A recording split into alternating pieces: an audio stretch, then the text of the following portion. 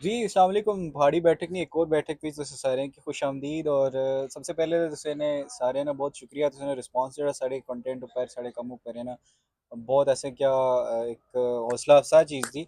अज ने व्लॉग विच सबसे पहले अक्सा तुसें की खुशामदीद अज ने thank you so vlog which. Much.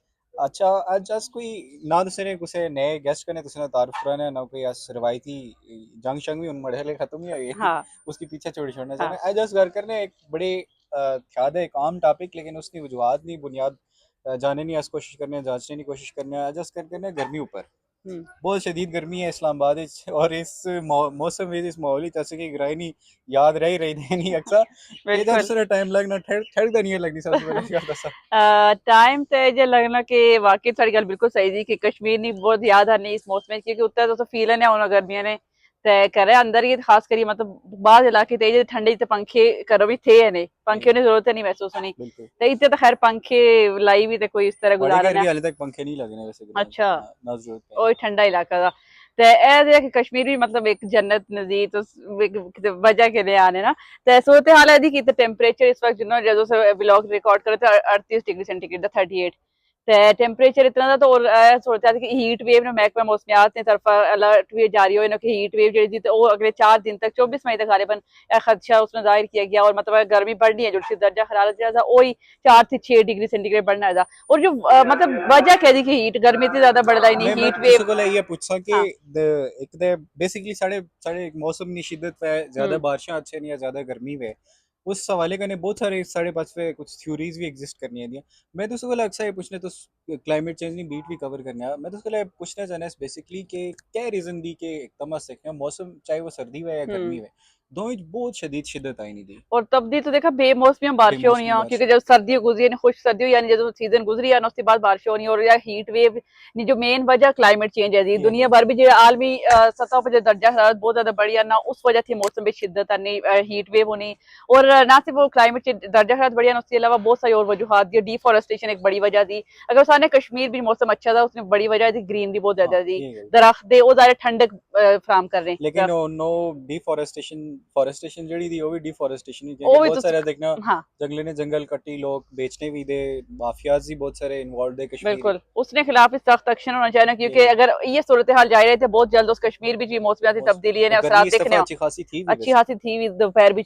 और डिफॉरेस्टेशन भी थी अच्छा और उसके अलावा तो देखा कि जेह्ड़ी सूरज सन रेज होनी है वो डायरेक्ट उस आनी है क्योंकि जो गर्मी ज्यादा हो यानी हीट वेव होनी तो वो जेह्ड़ी वो नहीं हवा ना दबाव ज्यादा हो जाना दायरा बादल बने रुकावट ये हो गल जानी दी। तो उस वजह के सन रेज भी डायरेक्ट जमीन पर आनी है। और अर्बनाइजेशन ये शहरी गल। आबादी जेह्ड़ी थी वो बहुत बड़ी वजह अच्छा थी। ये बहुत बड़ी वजह थी और एक बहुत हाँ। टेक्निकल चीज थी कि तुस देखा कि जुड़ी भी ग्रीन फील्ड इतने शहरें विच हम्म। आसे पासे तो खैर इतना इस कॉन्सेप्ट तरह नहीं था कोई हाउसिंग हाँ। सोसाइटी ना फिलहाल बच्चे हाँ। ने आया। हाँ। लेकिन शहरें में तुस देखा कि जेह्ड़ी हाउसिंग सोसाइटीज बनियां जेह्ड़ी सब्ज जरी जमीनां सियां या जेह्ड़ी सब्ज जमीनां सियां उन्ने ऊपर हाउसिंग सोसाइटीज पाकिस्तान हम्म। दा हाउसिंग सोसाइटीज ऑलमोस्ट सारा सही कन्वर्ट हो गल दी गया। ये भी एक बहुत बड़ी वजह थी। बहुत बड़ी वो देखा इमारतें जो होनी है सड़कें होनी है ये सारी चीजें जो हीट अब्सॉर्ब कर रही हो ये गल। हीट जब कर रही हो तो इस वजह से गर्मी और ज्यादा टेम्परेचर ज्यादा होना गर्मी फैली और बहुत सारी है।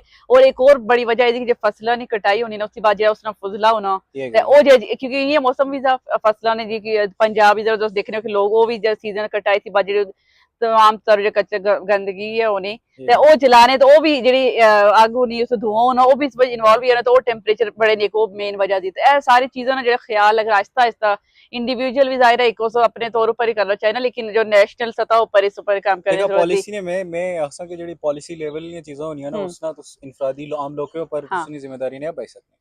ये ऑन हाउसिंग सोसाइटीज की ज़रिए ज़मीना जेह्ड़ी हम्म। हाउसिंग सोसाइटीज की देने लोग हम्म। इसकी तुस कंटेन कितनी गल्ल है मैं या तुस आम आदमी अस ना करे ये पॉलिसी लेवल ने फैसले दे। हाँ। और पॉलिसी लेवल ऊपर फैसले होने चाहिए कि यार ग्रीन जेह्ड़ी तुस इन्नी जमीन दी ग्रीन तुस ना एनवायरनमेंट सब्ज माहौल जेह्ड़ा दा हम्म। दरख्त दे ज़रिए ज़मीना दे इन्ने ने तहफुज दियां गल्लां कानून साजी होनी चाहिए कि बिल्कुल। उस कानून ऊपर अमल दरामद हो। ये रियासत की जिम्मेदारी थी पॉलिसी लेवल पे हाँ फैसले लेने। इंडिविजुअल लेवल पर है सकना कि दरख्त उस लाई सकने हाँ हैं। ठीक है मैक्सिमम अस ये करी जगह सकने। जगह देखना कि लोग बिला वजह अक्सर जुली जो शरारत कई साड़ी पास तो देखिया होती टाकी और इधर से लोग आग लाई छोड़नी। अच्छा मैं तो एक शुगली गल on a lighter note share hmm. करा कि सड़क है ना बहुत ऊंचाई करने था हम्म। पुन्ना सड़क लगनी तो बाजू का क्या होने के लंघने उन्हें मोटरसाइकिल है तो वो लंघना तीला सट्टी करनी उठी हम्म। तो तीली लग गई नहीं उठी तीली लगे ना से वैसे बहुत अब शौक बहुत बहुत होने। ज्यादा वजूहत तुस देखने हो कि साढ़े पासे भी ये चीज होंदी अक्सर इयां देखने कि पार अग लाई नहीं होनी पहाड़ों साढ़े घरै कोल भी इयै होना कि अग लगी जानी तो वो जाहिर जे धुआं हवाएं शामिल हो जाना तो जी उसने भी ये असरात उन्हें। असरात होने हाँ देंगे फौरन पूरे जंगल जंगल उस आग का ने सड़ी है ना।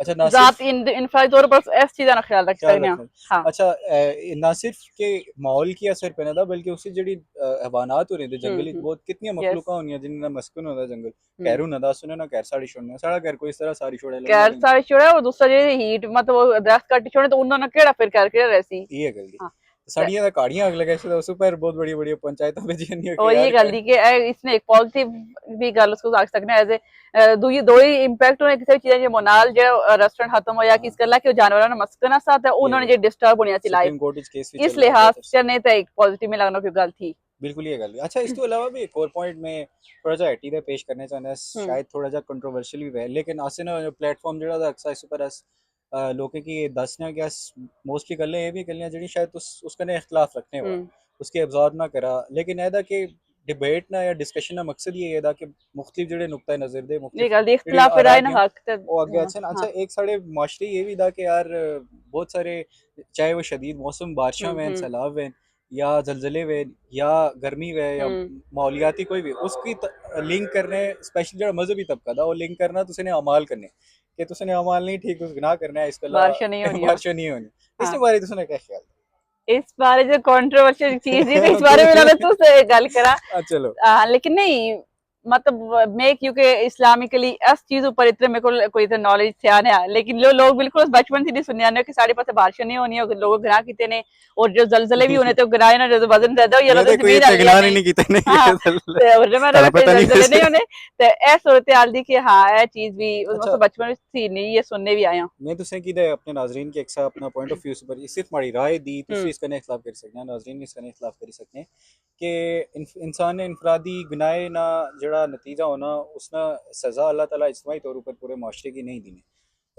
गुनाह ही नहीं अगर सज़ा लभनी है होनी ते मुशरिक जेह्ड़े थे ओह् सबसे ज़्यादा मगरब बिच थे यूरोप बिच थे यूरोप दा इक तबाह होई जाना चाहिए सा लेकिन वो हाले तक देखने उसकी तरक्की करना एक लिहाज करने वैसे मैं यूरोप नहीं तरक्की करने भी इख्तलाफ था लेकिन वो एक असें कला बहुत बेहतर लेकिन माशरा था मिथ्स थी ना बस उस चले आने तो बस ठीक है वजह दी इसके बचपन ने से होना। बहरहाल यू थी हाँ उम्मीद थी क्योंकि ये देखा जड़ा मजहबी तबका था ने माड़ी राय दी तो उसका इख्तलाफी कर सकते हैं मजहबी तबका जड़ा था वो हमेशा सू जड़ा मौजूदा जड़ा मुक्तदिरा है या जड़ा हम्म निज़ाम है ना इसकी सपोर्ट करना है नजरियाती तौर पर और इसकी जवाब फराहम करना है कि यार कुछ इस तरह ने नजरियात हम्म फैलाई तो इस तरह ने जवाब फराहम करना है कि ये निज़ाम जड़ा था सिस्टम जड़ा था मेनटेन हुए हून ये जड़ी ग्लोबल वार्मिंग दी या क्लाइमेट चेंज दा हम्म सरासर मैं समझना इसके जड़ी साड़ी अहले इकतदार दे या पाकिस्तान विच दे या हम्म कश्मीर विच दे उन्हें नहीं गलत पॉलिसी नहीं है वजह सू और सिर्फ ग्लोबली सिर्फ मुल्क साढ़े मुल्क ग्लोबली नहीं या ग्लोबली भी ग्लोबली एक इशू बन गया ना सरमायादारी ने क्लाइमेट चेंज गलत और उसने हाँ असरात मिला ना और संगीन होने जो ये अगर गल इसका रोकथाम ना की सरमायादारें गई बड़े थे। बड़े जागीरदार जेह्ड़े थे उन्हें अपने मुफाद नहीं गल्ला फायदे नुक्स नफे नहीं गल्ला जेह्ड़ा था तुस यस देखा कि हाउसिंग सोसाइटी बनाइयां